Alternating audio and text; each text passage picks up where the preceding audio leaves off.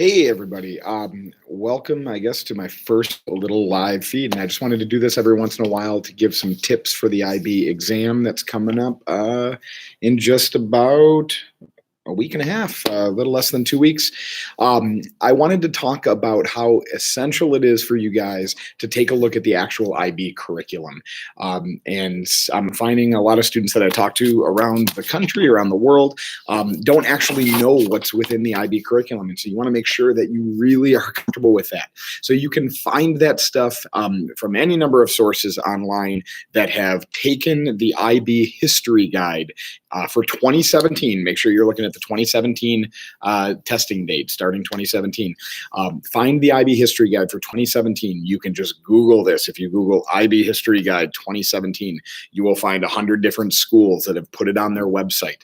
And then once you get in here, find your curriculum for your classroom. For my own students, I highly recommend them to take a look at the stuff that we study for paper 2 and paper 3. Paper 1, I don't really encourage a lot of hardcore studying for because you're going to get so much help from those documents.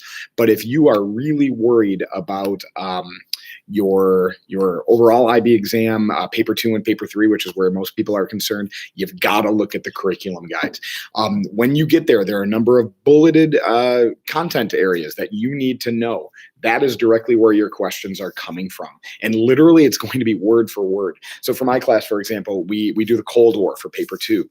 And one of the content areas for Cold War is to recognize two leaders from two different regions and their impact on the Cold War. So a question that could be asked on the IB exam is literally going to look like this. Describe the impact of two leaders from two different regions on the development of the Cold War.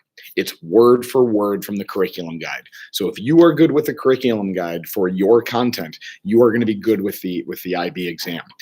This goes for paper 3 as well. There is not going to be anything on the IB exam, no questions whatsoever, that are not coming directly from the curriculum guide.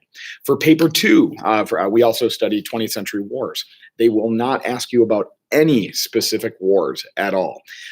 There's not going to be a question about World War II. There's not going to be a question about World War I. There's not going to be a question about Vietnam or the Korean War or the Chinese Civil War. There's going to be a question about wars that you will be able to apply your knowledge to. It's going to be very general.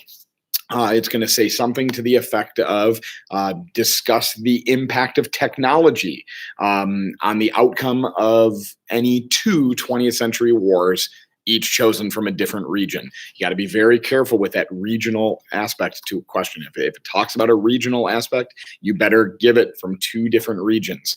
That can be a little tricky for the wars question when it comes to World War II and World War I, these wars that go beyond single regions. If you are given a regional option, you have to write about two wars from two different regions. You are not allowed to use World War II as two different wars, European theater and Pacific theater. You've got to use World War II from Europe and then maybe the Vietnam War, or World War II in the Pacific and maybe World War I in Europe. So make sure you're making that distinction on a regional option. If a war question does not ask for a regional option, then you're free to do whatever you want. And I tell my students, there's a lot to write about with World War II. So do the entirety of World War II, both Pacific and European theater. On IB exams, for getting the most points out of these papers that you can, more is more. So the more evidence, the more analysis you can have, the better. So make your response as big as possible. One other note about 20th century wars, if that is one of your topics, the Cold War is not a war. The Cold War is not a war. Korea, good. Vietnam, good. The Cold War is not a war. But Korea and Vietnam can count for civil wars. So if you are writing about 20th century civil wars, you can use both Korea and Vietnam. Of course, not if it asks for 2 civil wars from 2 different regions. So that's all I wanted to chime in on today, is just be hyper focused when you're studying. Be hyper focused on the content expectations, on what that curriculum is, and it's in your history guide. Find your subjects, find your paper 3 topic, and make sure you are comfortable with all of the language in that history guide. Paper 2, you're going to do 2 different questions from 2 different topics.